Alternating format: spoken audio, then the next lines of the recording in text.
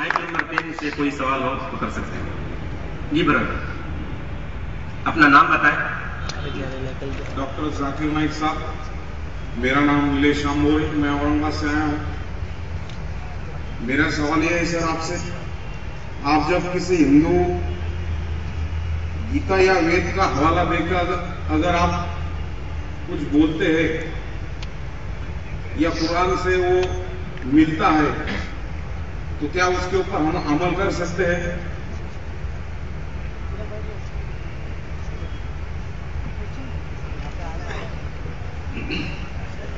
بھائی صاحب کا سوال ہے کہ جب میں گیتا کا حوالہ دیتا ہوں, وید کا حوالہ دیتا ہوں, دوسری مذہبی کتاب کا حوالہ دیتا ہوں, جب وہ قرآن سے ملتی ہے تو کیا ہم اس کے اوپر عمل کر سکتے ہیں؟ قرآن کی بات یا وید کی بات کریں؟ گیتا کی گیتا ہے. تو اگر جو چیز وید اور گیتا میں لکھی ہے اور جو قرآن سے ملتی ہے, کیا ہم ان پہ عمل کر سکتے ہیں؟ میرا کہنا یہ ہے کہ قرآن کو کہا گیا فرقان. فرقان مطلب وہ چیز جو سچ اور جھوٹ کے بیچ میں جو ڈفرنس ہے اس کو پہچانتی ہے. فرقان فرق, حق اور باطل کے درمیان جو فرق ہے اس کو پہچانتی ہے قرآن.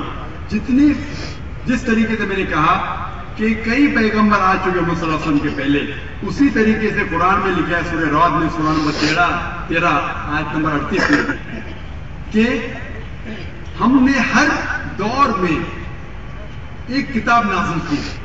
نام سے صرف 4 کتابوں کا ذکر ہے, تورات, زبور, انجیل اور فرقان قرآن. لیکن اس آیت کے مطابق کئی کتابیں نازل کی گئی ہیں, ان کا نام سے ذکر نہیں قرآن مجید میں. اسی لیے لیکن جتنے بھی کتابیں پہلی آئے, قرآن مجید کے پہلے آئے, وہ صرف ایک امت کے لیے تھی, ایک گروہ کے لیے تھی, اور وہ سارا پیغام محدود تھا ایک وقت کے لیے. اسی لیے اللہ سبحانہ و تعالیٰ نے, خدا نے یہ ساری کتاب کو محفوظ رکھنے کے لیے صحیح نہیں سمجھا, کیونکہ یہ محدود تھی اس وقت کے لیے. اسی لیے خدا نے یہ جتنی کتاب پہلے نازل ہوئی وہ محفوظ نہیں ہے, نہ اس کی ضرورت ہے. لیکن کیونکہ قرآن مجید آخری کلام ہے اللہ سبحانہ و تعالیٰ کا, اسی لیے اللہ سبحانہ و تعالیٰ خود کہتے ہیں سورہ ہجر میں سورہ نمبر 15 آیت نمبر 9 میں کہ ہم نے اس قرآن مجید کو نازل کیا ہے اور ہم اس کی حفاظت کریں گے. تو جتنے پہلے کتابیں آئے ان کے اندر ملاوٹ ہو چکا ہے. جس طریقے سے اللہ تعالیٰ فرماتے قرآن مجید میں سورہ بقرہ میں سورہ نمبر 2 آیت نمبر 79 میں فَوَيْلٌ لِّلَّذِينَ يَكْتُبُونَ الْكِتَابَ بِأَيْدِيهِمْ ثُمَّ يَقُولُونَ هَٰذَا مِنْ عِندِ اللَّهِ لِيَشْتَرُوا بِهِ ثَمَنًا قَلِيلًا فَوَيْلٌ لَّهُم مِّمَّا كَتَبَتْ أَيْدِيهِمْ وَوَيْلٌ لَّهُم مِّمَّا يَكْسِبُونَ. لعنت ہے ان لوگوں پہ جو لوگ کتاب اپنے ہاتھ سے لکھتے ہیں اور کہتے ہیں یہ خدا کی طرف سے ہے. لعنت ہے ان لوگوں پہ جو کماتے ہیں, لعنت ہے ان لوگوں پہ جو لکھتے ہیں.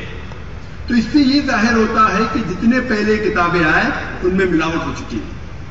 یہ قرآن آخری کلام ہے اور کوئی بھی چاہے تو اس کو تبدیل کر ہی نہیں سکتا. خدا خود, اللہ سبحانہ وتعالیٰ خود اس کی حفاظت کریں گے. اسی لیے آج جب میں مطالعہ کرتا ہوں قرآن اور دیگر مذاہب کا, دیگر مذہبی کتاب کا, اگر یہ میچ ہوتا ہے, اگر یکساں ہے, جو چیز قرآن اور بھگوت گیتا میں یکساں ہے, مجھے کوئی بھی گلا شکوہ نہیں ہے ماننے کے لیے کہ یہ پورشن, یہ شلوک خدا کی طرف سے ہے. لیکن اگر قرآن سے نہیں ملتا جلتا ہے تو میں کہوں گا کہ ہو سکتا ہے, ہو سکتا نہیں. لیکن قرآن کے خلاف ہے تو میں کہہ سکتا ہوں کہ یہ خدا کا کلام ہے ہی نہیں. اسی لیے جو کلام قرآن سے ملتا ہے, چاہے وہ شلوک ہو یا منترا ہو, وید کا ہو, اپنشد کا ہو یا گیتا کا ہو, یا چاہے دھما پٹ کا ہو, اوستا کا ہو, دساتیر کا ہو, چاہے اولڈ ٹیسٹمنٹ کا ہو, نیو ٹیسٹمنٹ کا ہو, جو بھی چیز قرآن سے ملتی ہے, ہم مسلمانوں کو کوئی گلا شکوہ نہیں ماننے کے لیے کہ یہ بھاگ خدا کی طرف سے ہے. اسی لیے میں یکسانیت کے بارے میں ذکر کرتا ہوں. تو آپ کے لیے بھی میں کہتا ہوں کہ جو اختلاف کی باتیں ہیں اسے چھوڑ دو, جو یکسانیت کی باتیں ہیں, جو آپ کی کتاب میں لکھا ہے, ویدا میں لکھا ہے, پرانا میں لکھا ہے, کہ آخری پیغمبر محمد صلی اللہ علیہ وسلم میں، تو آپ کے لیے فرض ہے کہ آپ بھی اس آخری پیغمبر میں مانیں.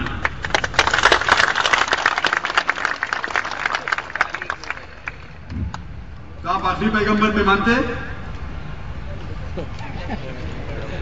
آپ اپنی وید میں مانتے ہیں؟ وہ مانتے ہیں. آپ پرانا میں مانتے ہیں؟ وہ مانتے. تو میری تقریر میں نے اتنے بار کہا اور اتنے حوالے دیا کہ آپ کے مذہبی کتابوں میں لکھا ہے کہ محمد صلی اللہ علیہ وسلم انتم رشی ہے. آپ کل کی پرانا پڑھیں گے تو ان کے والد کا نام لکھا ہے وشنو ویاس عبداللہ، ان کے والدہ کا نام لکھا ہے سمتی آمینہ. وہ کہاں پیدا ہوئیں گے؟ سنبالا میں، مکہ میں. وہ چیف آف سنبالا میں، قریش کے خاندان میں. ساری چیزیں میں نے کہا. تو اب آپ مانتے ہیں کہ آخری پیغمبر محمد صلی اللہ علیہ وسلم ہے؟ بالکل بے شک مانتے. ماشاء اللہ.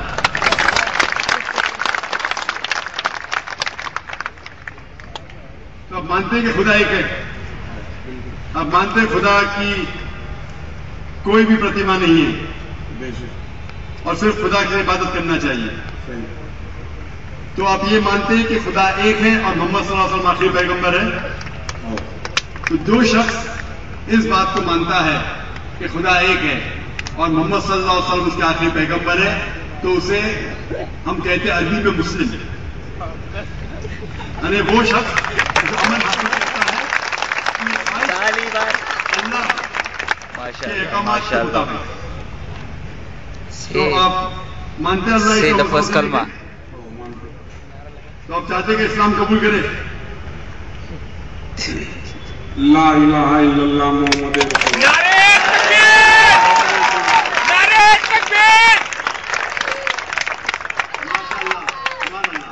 آپ سے زبان سے کہہ دیے کہ اللہ ہی ہے، اس کے علاوہ کوئی معبود نہیں عبادت کے لائق، اور محمد صلی اللہ علیہ وسلم آخری پیغمبر، آپ مسلمان ہیں. جس طریقے سے آپ نے سوال کیا مجھے شک ہو رہا تھا کہ ماشاءاللہ آپ مومن ہیں.